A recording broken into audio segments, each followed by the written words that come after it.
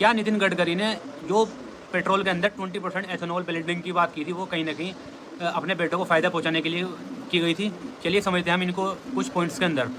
भारत ने 2030 तक पेट्रोल के अंदर 20% एथेनॉल ब्लेंडिंग का टारगेट रखा था। 20% एथेनॉल को पेट्रोल में मिलाकर पूरे देश में इसको हम बेचेंगे, और इसका जो टारगेट था वो 2030 तक था। लेकिन नितिन गडकरी के मंत्रालय ने ये 2025 में ही, ये करीबन 5 साल पहले ही इस टारगेट को अचीव कर लिया गया।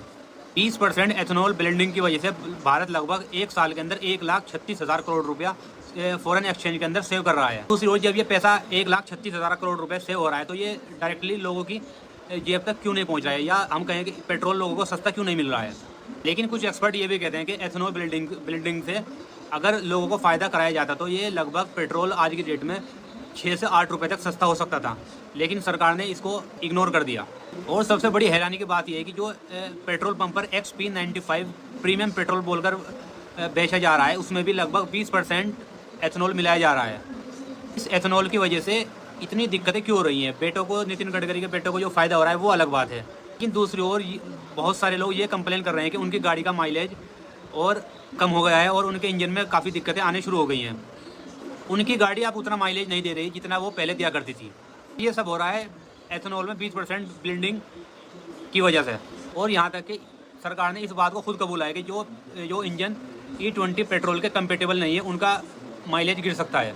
तो मेरा सवाल अब ये है कि जिन लोगों के पास 2023 या 2024 मॉडल वाली कार नहीं होंगी वो अपने पुरानी कार का क्या करेंगे?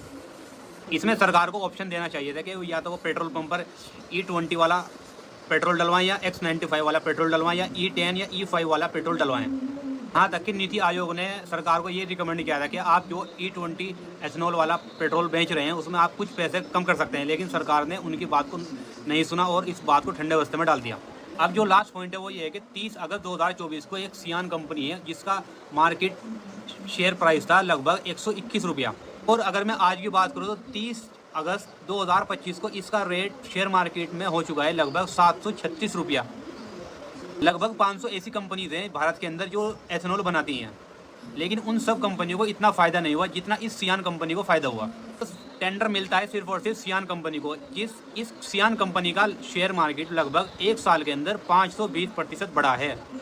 आप इस बात से समझिए, जो कंपनी लगभग एक साल के अंदर 17 करोड़ रुपए कमाती थी वो लगभग एक साल के बाद 500 करोड़ रुपए से ऊपर कमाने वाली कंपनी बन चुकी है।